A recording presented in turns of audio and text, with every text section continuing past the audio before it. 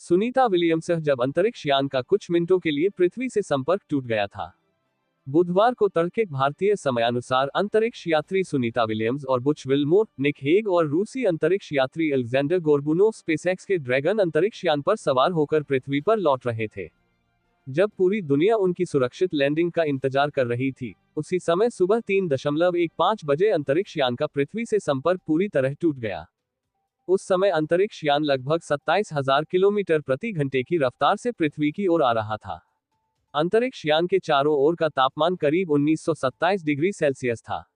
6 से 7 मिनट तक नासा के नियंत्रण कक्ष में किसी को भी ये पता नहीं चला कि ड्रैगन अंतरिक्ष यान पर क्या हो रहा है या वह कहां है। जब सुबह 3:20 पर नासा के WB-57 सर्विलांस विमान के कैमरों ने पृथ्वी की ओर आते ड्रैगन अंतरिक्ष यान की तस्वीर कैद की, तभी नासा नियंत्रण कक्ष में बैठे लोगों ने राहत की सांस ली। अगले कुछ ही मिनटों में ड्रैगन अंतरिक्ष यान के साथ संचार बहाल हो गया। दरअसल पृथ्वी की ओर बढ़ने वाला प्रत्येक अंतरिक्ष यान का वायुमंडल में प्रवेश की एक खतरनाक प्रक्रिया के दौरान नियंत्रण कक्ष से कुछ मिनटों के लिए संपर्क कट जाता है।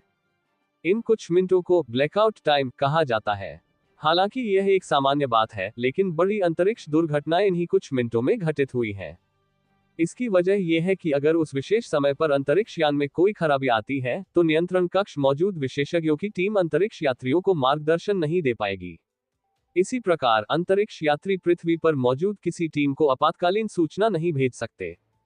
इसका एक दुखद उदाहरण 2003 में कोलंबिया अंतरिक्ष यान की दुर्घटना है, जिसमें नासा के 7 सदस्यों का दल सवार था, जिसमें भारतीय मूल की अंतरिक्ष यात्री कल्पना चावला भी शामिल थी। उस दुर्घटना में सभी यात्रियों की मौत हो गई थी। रेडियो ब्लैकआउट क्यों होता है?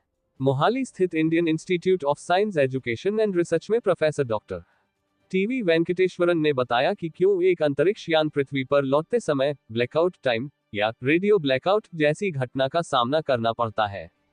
उनके अनुसार वायुमंडल में पुनः प्रवेश के दौरान अंतरिक्ष यान को बहुत अधिक गति और वायु के कणों के साथ घर्षण के कारण 1900 से 2000 डिग्री सेल्सियस के अधिक तापमान का सामना करना पड़ेगा। 1000 डिग्री सेल्सियस से अधिक तापमान के कारण अंतरिक्ष यान के चारों ओर प्लाज्मा का निर्माण होगा। उदाहरण के लिए, ये प्लाज्मा आकाश में दिखाई देने वाली बिजली में मौजूद होता है। डॉक्टर टीवी वेंकटेश्वरन कहते हैं, इस प्लाज्मा आवरण के कारण ही पृथ्वी और अंतरिक्ष यान के बीच रेडियो संचार टूट जाता है। वह बताते हैं कि यह प्लाज्मा अंतरिक्ष यान के चारों ओर एक शील्ड बनाता है। हमारी दूरसंचार प्रणालियां विद्युत चुंबकीय तरंगों पर निर्भर हैं। इस प्लाज्मा शील्ड के कारण विद्युत चुंबकीय तरंगों का संचार ठप हो जाता है। इससे पृथ्वी और अंतरिक्ष यान के बीच संपर्क टूट जाता है। नासा का कहना है कि इसी प्रक्रिया के कारण अंतरिक्ष यान पृथ्वी के निकट आते समय आग के गोले जैसा दिखाई देता है। डॉक्टर टीवी वेंकटेश्वरन ने कहा कि यह जानना असंभव है कि ब्लैकआउट टाइम के कुछ मिनटों के दौरान अंतरिक्ष यान के अंदर क्या हो रहा है। अगर आप निगरानी प्रणालियों के दूरबीनों के माध्यम से देखते हैं, तो आप केवल एक सफेद या नीली गेंद जैसी संरचना को आते हुए देख सकते हैं। उन्होंने कहा कि यह प्लाज्मा आवरण तब तक अपने स्थान पर रहेगा जब तक कि अंतरिक्ष यान के पैराशूटों का पहला सेट तैनात नहीं हो जाता, जिसके बाद नियंत्रण केंद्र के साथ संचार बहाल हो जाएगा। टी.वी. वेंकटेश्वरन कहते हैं, अंतरिक्ष यात्रा के इतिहास में वायुमंडल में पुनः प्रवेश के दौरान दुर्घटनाएं इन्हीं कुछ मिनटों में हुई हैं। ब्लैकआउट टाइम दुर्घटनाएं। 1 फरवरी 2003 को अंतरिक्ष यान कोलंबिया अंतरिक्ष यान में 16 दिन बिताने के बाद पृथ्वी पर वापस लौटा। 5 पुरुष और 2 महिलाओं वाला नासा का 7 सदस्यीय दल इस पर यात्रा कर रहा था। 16 जनवरी 2003 को कोलंबिया अंतरिक्ष यान के प्रक्षेपण के दौरान ही फोम इंसुलेशन का एक टुकड़ा उसके बाहरी ईंधन टैंक से अलग होकर अंतरिक्ष यान के बाएं हिस्से पर गिर गया। इससे कुछ ऊष्मा प्रतिरोधी टाइलों को नुकसान पहुंचा था। डॉक्टर वेंकटेश्वरन के अनुसार कोलंबिया शटल जैसे पुनः इस्तेमाल किए जाने वाले अंतरिक्ष यान में टाइलों के रूप में तापरोधी प्रणालियां थी। यानी वे अंतरिक्ष यान पर विशेष टाइलें लगाते थे जो अत्यधिक गर्मी को झेल सकती थी, ठीक वैसे ही जैसे हम अपने घरों की दीवारों पर टाइलें लगाते हैं। यही कारण है कि रूस के सोयुज जैसे पुनः इस्तेमाल किए जाने वाले अंतरिक्ष यान में पूर्ण तापरोधी प्रणाली होती है। डॉक्टर वेंकटेश्वरन कहते हैं, दुर्घटना का कारण कोलंबिया अंतरिक्ष यान की टाइल हीट शील्ड प्रणाली को क्षति पहुंचना था। 1 फरवरी 2003 को जब कोलंबिया अंतरिक्ष यान ने पृथ्वी के वायुमंडल में प्रवेश किया तो उसके चारों ओर बने प्लाज्मा शील्ड और अत्यधिक तापमान ने कल्पना चावला सहित 7 अंतरिक्ष यात्रियों की जान ले ली। नासा का कहना है कि वायुमंडल से अत्यधिक गर्म गैसें कोलंबिया अंतरिक्ष यान के बाएं पंख के एक छेद से यान में प्रवेश कर गईं। इसके कारण अंतरिक्ष यान अस्थिर हो गया और टूट गया। विशेष रूप से नासा की रिपोर्ट में कहा गया है कि रेडियो ब्लैकआउट के 41 सेकंड के भीतर कल्पना चावला सहित 7 लोगों को एहसास हुआ कि अंतरिक्ष यान उनके नियंत्रण से बाहर है और उन्होंने आपातकालीन उपाय किए, लेकिन वे अंतरिक्ष यान पर नियंत्रण पाने में असमर्थ रहे। रेडियो ब्लैकआउट कम करने के नासा के प्रयास।